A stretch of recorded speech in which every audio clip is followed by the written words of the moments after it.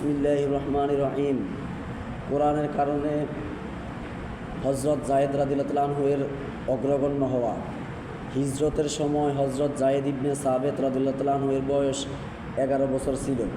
তিনি 6 বছর বয়সে এতিম হইয়া গিয়েছিলেন।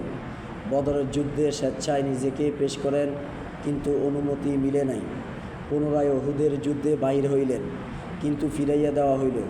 কেউ কেউ বলিয়াছেন যে যেহেতু সামুরা রাদিয়াল্লাহু আনহু রাফি রাদিয়াল্লাহু আনহু উভয়েরই অনুমতি হইয়াছিল, যেমন এই মাত্র পূর্বের ঘটনায় বর্ণিত হইয়াছে, এই কারণে তাহাকেও অনুমতি দেওয়া হয়।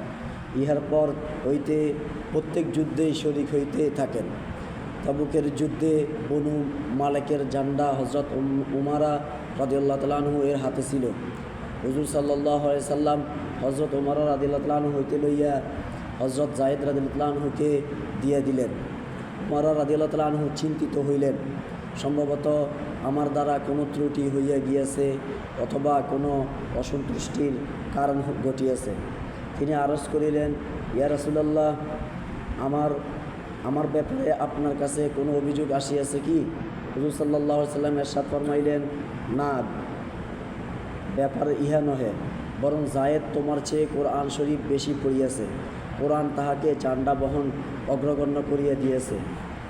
উজদুল গাবাহ ফায়দা। হুজুর সাল্লাল্লাহু আলাইহি সাল্লামের সাধারণ অভ্যাস ছিল মর্যাদার ব্যাপারে দিন অনুপাতে অগ্রাধিকার দিতেন।